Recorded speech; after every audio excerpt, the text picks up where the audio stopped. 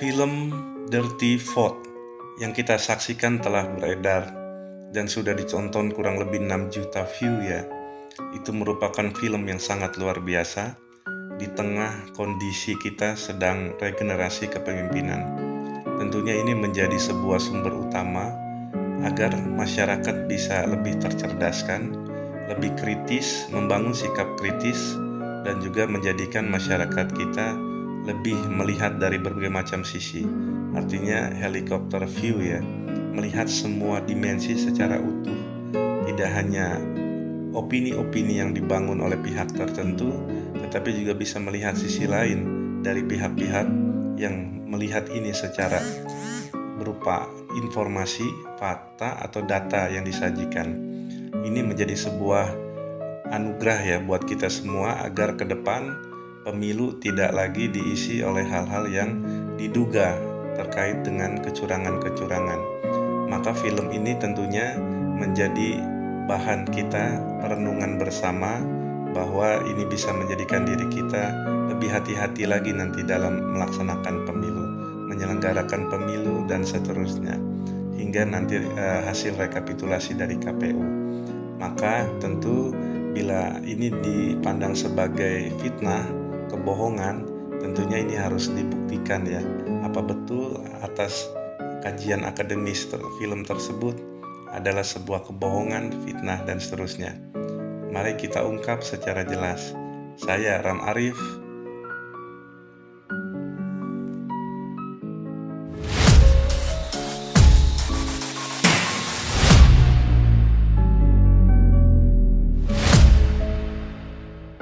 Kembali lagi dalam literasi politik. Kali ini saya akan menghadirkan sebuah kisah dirty vote ya dalam suasana perpolitikan di tanah air kita. Tentunya ini menjadi sebuah kajian akademis yang sangat luar biasa dari Watchdog dan tentu dengan bekerja sama bersama lembaga-lembaga masyarakat sipil ya. Itu menjadi sebuah hal yang sangat memperkaya khasanah perpolitikan bangsa kita. Tentu ini membangun sikap kritis kita terhadap penyelenggara pemilu, terhadap konstelasi politik kita, konstantan politik kita. Tentunya ini dijadikan sebagai hal yang positif ya. Tidak kita selalu melulu menganggap opini-opini media mainstream, opini-opini penguasa incumbent menjadi pegangan kita satu-satunya, tetapi kita juga harus menjadikan seperti film Dirty Vote ini menjadi sebuah alternatif agar kita melihat segala sesuatu dengan kacamata helikopter view, melihat secara utuh dari dimensi-dimensi, dari berbagai macam sisi, dan tentunya kita juga bisa menilai dengan mencari riset ya, penelitian kecil terhadap diri kita sendiri dari segala macam data, fakta, dan informasi yang tersaji secara mudah kita lihat dalam informasi baik di media cetak, elektronik, medsos, dan sebagainya, dengan kita lihat perbandingannya terhadap data fakta hukum, data fakta pengadilan, data fakta kajian-kajian akademis, dan ini kita bisa mengambil benang merah bahwa sebenarnya memang telah terjadi sesuatu yang bisa kita simpulkan ini menjadi catatan sejarah demokrasi kita. Dan saya melihat ini merupakan rangkuman ya dari sebuah kehidupan perpolitikan nasional kita. Ada beberapa poin yang mungkin ingin saya sampaikan adalah pertama, bila mana memang dirty vote ini dianggap berbohong atau fitnah, tentunya ini harus dibuktikan. Pembuktiannya adalah ketika nanti bisa di ranah MK ya, Mahkamah Konstitusi, dalam hasil pemilu disertai oleh bukti-bukti daripada yang melapor ya. Yang menggugat dan tergugat tentu akan mempunyai bukti-bukti gitu ya. Dan kemudian faktor yang kedua adalah bagaimana dengan adanya dirty vote ini masyarakat menjadi tercerdaskan secara lengkap ya. Informasi secara utuh bisa diterima dari berbagai macam sisi. Dan tentunya ini hal yang baik bagi pendewasaan politik kita. Jangan sampai kita hanya melihat segala informasi yang disampaikan oleh pemerintah, penguasa atau incumbent atau calon-calon presiden dan wakil presiden yang berasal dari dukungan kuat dari incumbent ya, presiden sekarang, itu menjadi satu-satunya informasi yang bisa dipercaya.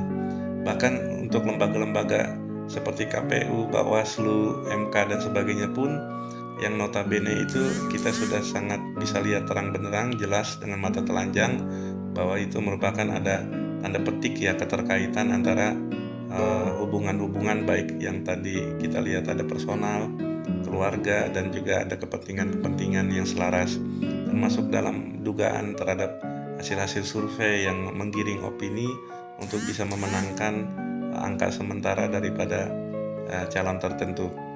Dan itu juga menjadi sebuah catatan-catatan buruk ya bagi demokrasi kita, dan itu semua harus dibuktikan. Pembuktiannya itu tentu kita lihat dari hasil pemenangan nanti. Jadi kalau kita rangkum sementara ini masih dugaan, jadi dari pihak incumbent tentunya ini menghadirkan suatu pemenangan yang dipaksakan gitu, dan ini disengaja dibentuk sejak awal rencana hingga saat ini berjalan. Itu dimenangkan oleh salah satu calon ya tentunya yang didukung, yaitu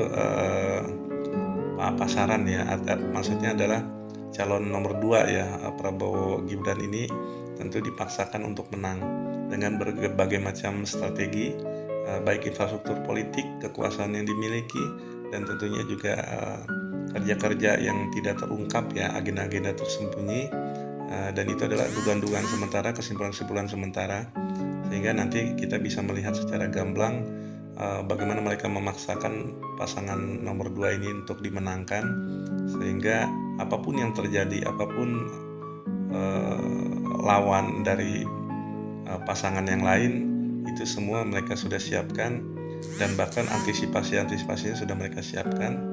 Jadi mereka seperti halnya kita berbicara dengan tembok ya, berjalan begitu saja tapi hasilnya tetap seperti yang mereka inginkan.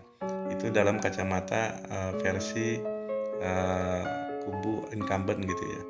Tentunya dalam kacamata versi kubu yang menggugat ya nanti di MK ini, tentunya melihat dari sudut pandang yang berbeda, karena memang mereka juga mempunyai bukti-bukti. Dugaan-dugaan ini ada bukti-buktinya disertai dengan informasi dan data fakta yang akurat, dan tentunya ini bisa dihadirkan nanti, dibuktikan secara nyata dalam Mahkamah Konstitusi. Walaupun memang tentunya ini juga kita lihat sebagai perhelatan yang sah-sah saja gitu ya ketika nanti ada perbedaan, dan ini bisa dibuktikan dan dimenangkan oleh siapa itu nanti melihat waktu. Yang katanya keputusan daripada KPU itu pada tanggal 20 Maret 2024 ini, seperti apa hasil rekapitulasi final ya yang bisa dihadirkan ke publik data-datanya. Tapi memang dari dugaan sementara ya dari sisi yang menggugat nanti itu, bahwa akan terjadi semacam ini kecurangan yang sistematis ya, struktur dan masif gitu, melibatkan berbagai macam kekuasaan, institusi kekuasaan, dan tentu juga institusi yang bisa menggerakkan ini semua menjadi nyata gitu. Dan semua, bahkan Presiden Jokowi juga pernah bilang dalam suatu statement, saya mengambil contoh saja, misalkan tidak ada yang bisa memenangkan dari nyata, atau tidak bisa mengalahkannya gitu ya. Dan ini menunjukkan bahwa juga ini bukan persoalan seolah-olah dukungan suara dari publik gitu ya, bahwa begitu besar kepada Prabowo Gibran, tapi ini bisa juga sebagai agenda setting ya, agenda tersembunyi yang diciptakan, dan memang dalam waktu yang cukup pendek dalam proses pemilu tentunya pembuktian itu akan sulit. Tetapi bila mana tadi dalam kubu penggugat nanti itu memiliki data-data seperti C1 pleno yang sangat lengkap senasional, tentunya itu bisa menjadikan dasar ya bagaimana perhitungan suara yang sesungguhnya. Dan tentu dalam kacamata penggugat tentunya ada berbagai macam alur ya yang bisa kita lihat. Apakah ini benar atau tidak tentu harus dibuktikan gitu ya. Pertama adalah si rekap ini menjadi satu-satunya alat untuk mempermainkan digit suara, karena itu menggunakan algoritma khusus yang di belakang layar itu sudah bisa disetting ya untuk besarannya, menaikkan atau menurunkan. Kedua, itu kertas suara, tentu saja ada kertas suara yang memang dihadirkan untuk dicoblos di TPU, tentu juga ada kertas suara yang disiapkan untuk final nanti gitu ya. Nah ini juga perlu kita lihat sebagai masih dugaan ya, belum tentu benar. Yang ketiga adalah bagaimana MK, kemudian institusi penyelenggara KPU dan Bawaslu ini semua sudah di setting ya untuk memenangkan paslon nomor 2. Tentu ini semua masih dugaan, jadi mohon sahabat semua melihat dalam sisi ini adalah sisi nanti penggugat dan juga ada sisi dari incumbent. Tentunya ini dilihat secara bijaksana dalam kacamata untuk mendapatkan kedewasaan berpolitik ya, kecerdasan bahwa sebenarnya nanti apa yang akan terjadi pembuktian di MK nanti gitu.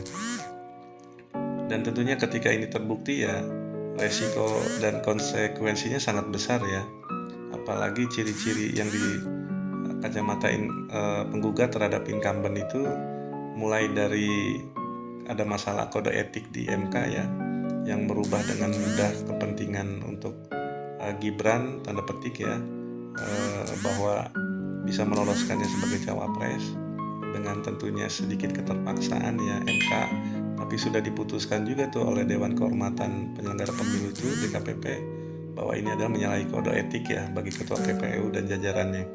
Dan kemudian juga tiba-tiba ada muncul MK 2029 itu kan tentu tidak lagi adanya parlemen threshold ya, artinya juga ini untuk kepentingan tuduhannya kepada Kaisang ya, anak ketiga dari Presiden Jokowi, untuk bisa meloloskan PSI ya, atau mungkin juga nanti presiden thresholdnya juga jadi tidak ada gitu ya, dan itu bisa juga menjadi catatan. Dan tuduhan-tuduhan itu memang harus dibuktikan secara nyata nanti di MK gitu ya. Kita harus melihat dan bersabar apakah nanti itu menjadi sebuah pembuktian yang sebenar-benarnya. Dan ini adalah sebuah kenyataan demokrasi kita yang perlu kita dorong ya. Artinya nggak apa-apa gitu, ada perbedaan, ada yang plus, ada yang minus gitu. Ini juga nanti akan menghadirkan kedewasaan politik nasional kita.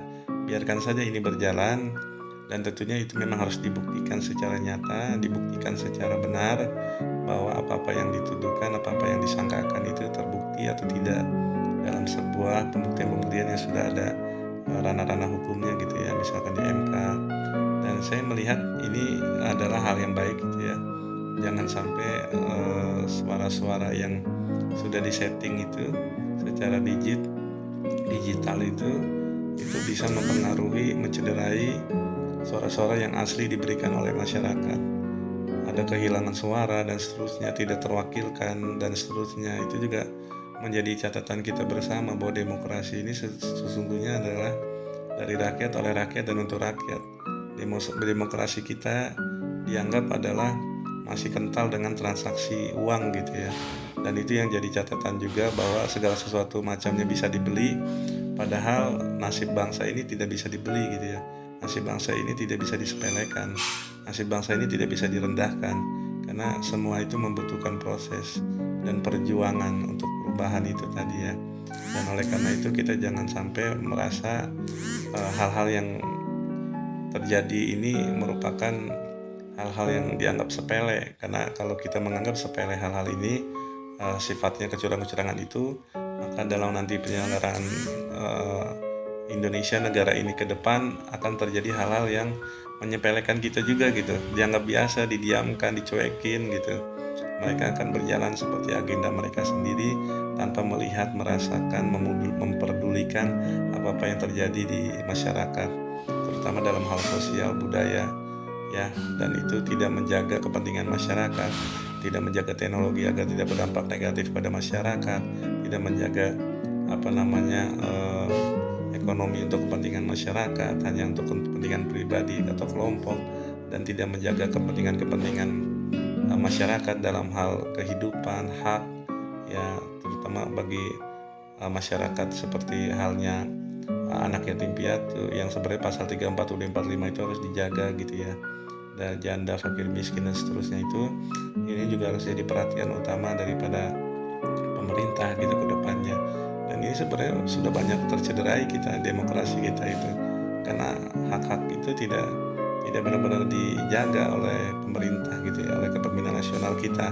Dan ini harus jadi renungan bersama bahwa 10 tahun terakhir sudah terlihat sebenarnya itu arahnya kemana dan juga mereka fokusnya kemana gitu ya.